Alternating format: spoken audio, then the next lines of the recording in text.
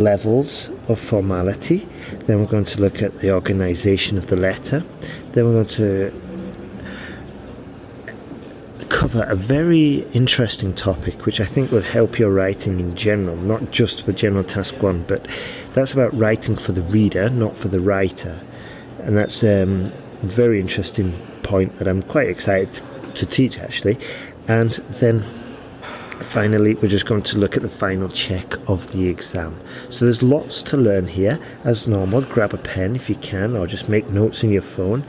As I said a million times before, if we make this an active listening exercise, you're more likely to remember it. Plus, obviously, you're going to improve your listening skills. So let's get started. So there's a few different styles or levels of writing the General Task 1.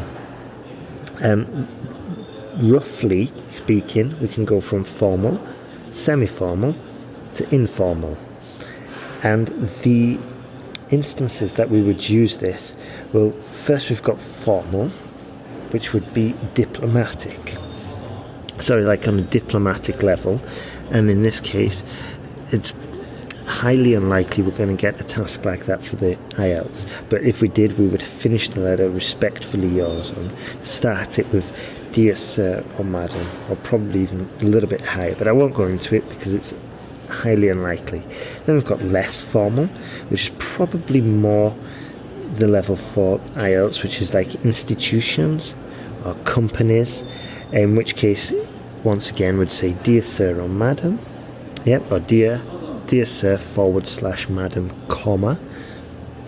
That's how we would open it.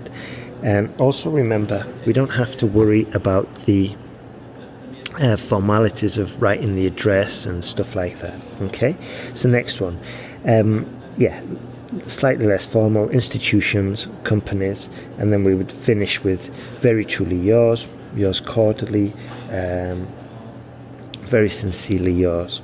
Okay, then we've got informal, which would be another possibility on the IELTS test, in which case we could finish with best wishes, yours, best regards, and of course we would start with something like hello David or hello Mr. Jones or something like this. And when would we use this slightly informal on perhaps semi-formal? Well, within a company, if it's like a company communication between one colleague to another colleague, even so, still we wouldn't want to slip into colloquial or spoken English. And some telltale signs of colloquial or spoken English would be if you're using stuff like I totally agree, or and stronger language, like I find it super irritating, like this, which is fine in spoken English between your friends, but for the exam we have to up it up a level, especially with this writing task. And then we've got the most informal level, which would be between families and friends, and this is where it's a bit more lively.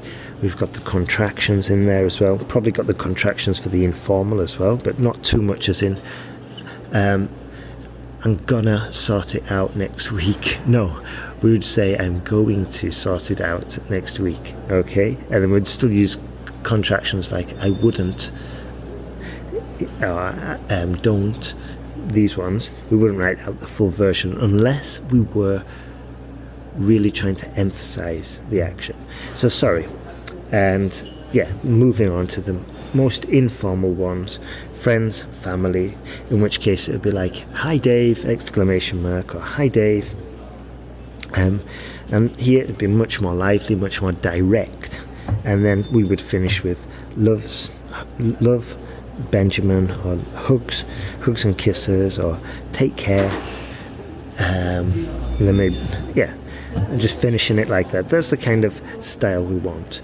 Now, when we're actually attacking or starting the paper, the best way to organize the academic task 1 is to follow the bullets. Okay, follow the pointers ahead in front of you.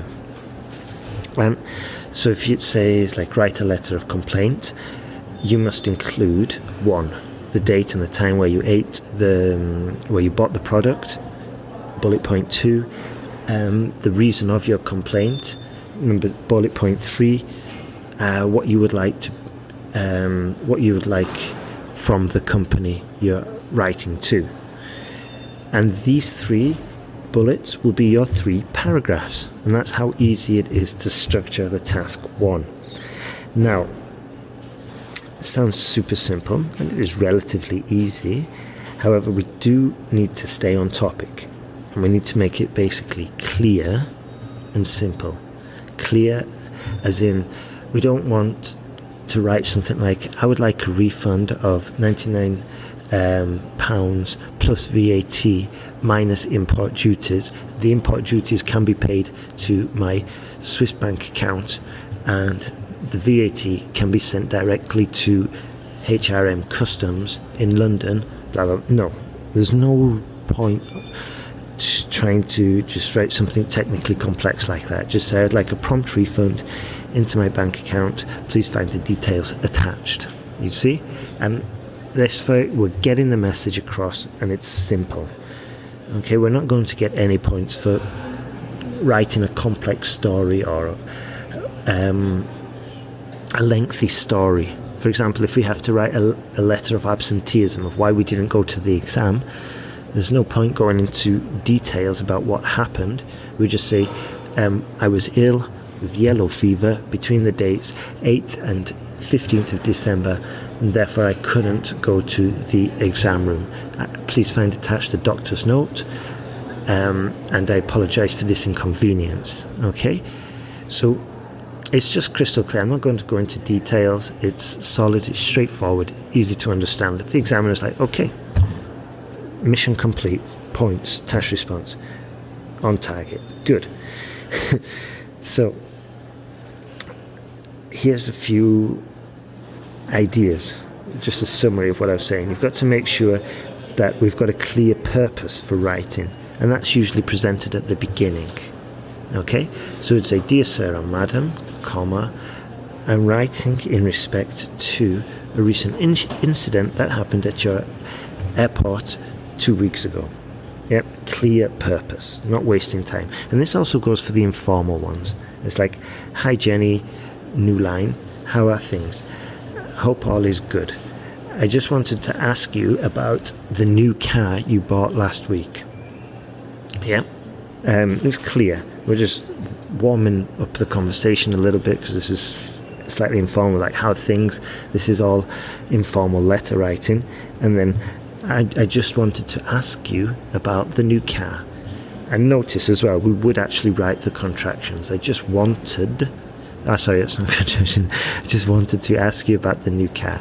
Yeah, or how's things, instead of how are things going. So those are contractions actually, but it's just more shortened speech. That's what I wanted to say. So the purpose for writing, we'll put the details, only the essential details. Okay, only the essential details. So if it says state your name, age and previous experience, you put that in the actual letter. But we don't say our birthdays, or we don't go into details about the experience or about experiences that we want. We just literally just follow the instructions. And then the closing, which I just briefly covered before. And the closing obviously has to correspond to the style of the writing. Now, what I want to go into is, while we're doing this, we must pay attention of not writing this letter for ourselves. And this is a really good skill to learn, not just for the IELTS. It will help you with your IELTS score, but it will also help you in your future English letter writing and just future writing in general and communication. And the principle is like, you don't write for yourself, you write for the reader. And the best way to explain this is through examples. So I'll give you a clue. Well, first of all, we're always courteous. We're not antagonistic. Okay, we're not talking about crazy threats of taking them to the court and threatening them to sue them with a class action lawsuit. No, we're going to try and be courteous and avoid confrontation.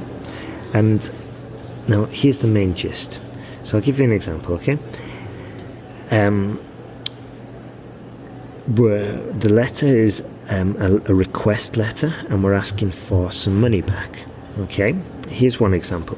If you don't give me a full refund, I'll contact the police in the next 24 hours. Okay, this is when we write for ourselves, because this is probably what's happening in our head. Now, if we want to write to the reader and for the reader, we would say something like, I would appreciate your considering to pay a full refund. And it's just more courteous, and it's much more likely as well that they're going to actually respond. And then perhaps later, when if the problem needs to be escalated, we can threaten and say we're going to contact the police. But at least in an IELTS essay, we don't want to be jumping to that level. In an IELTS letter, we don't want to be jumping to that level straight away. So here's another example. In a job application, we can either make it writer focused or reader focused. I'll give you one example. I have 3 degrees and a lot of accounting experience from my last job. Okay. Now, if we want to make it reader focused, we could say reader focused. We would say I have qualifications and experience that would definitely help in your accounting department. So we switch the focus onto the reader. This not only makes it just a bit easier to read, because now the focus is on the reader, it's going to make it easy for the examiner as well. And of course, in a job application, it's going to be much more interesting for the person reviewing your application. So that would be the first issue. I'll give you one more example. So basically, if you think that the focus in that text, in your text, is all about you, then try and switch it and see how, if you were the reader, what you would like to hear for you. Okay? I'll give you one more example. You will be delighted to know that your project has been considered.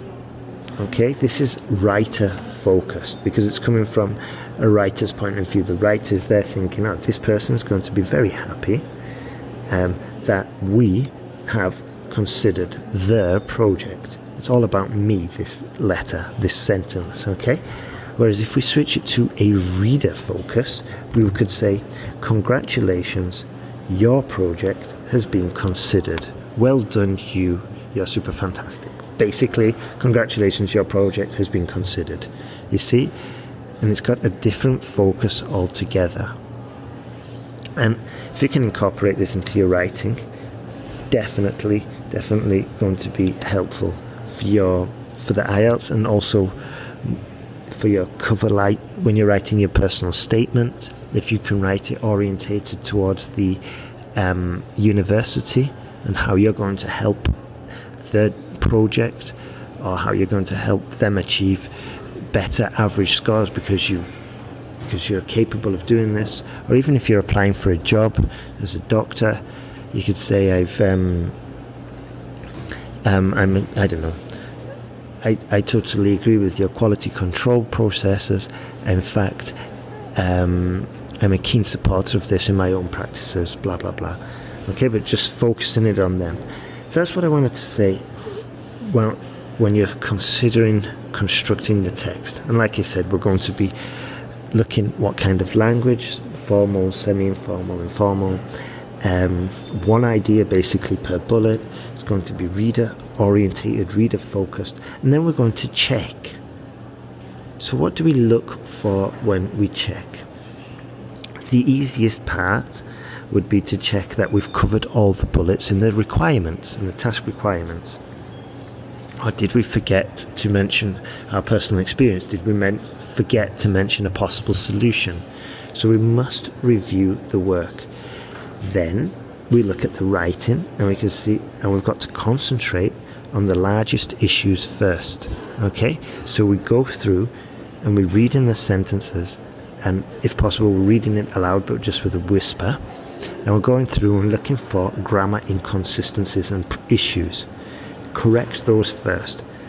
big issues first. And then, once we've done that, hopefully we've still got time left, and we'll check again and look for the smaller issues. If we haven't, it's perfectly normal, don't worry. If you have got time left, don't sit there drawing pictures or twiddling your thumbs. Just have a look, go through it, look for issues, punctuation, look for mistakes that you've made previously in your practice writing, and correct them. So that's it's a strategy to improve your score in the IELTS writing task 1 in the general. Now, if you're really serious about improving, then I'd consider getting some feedback, getting your essay corrected, and this way it's the fastest way to improve. And you can do that at IELTSwritingtask.net. Essay correction packs are available there. But if you're worried about the structure of your writing, or you want to improve it even further, get some of the essay skills and organization of ideas, you can just have a look at the online courses at sentenceguide.com. Okay, have a fantastic day. I hope everything's going well, and remember to sign up, and if you could leave us an iTunes review as well, that would be absolutely awesome. So all the best and good luck in your exam.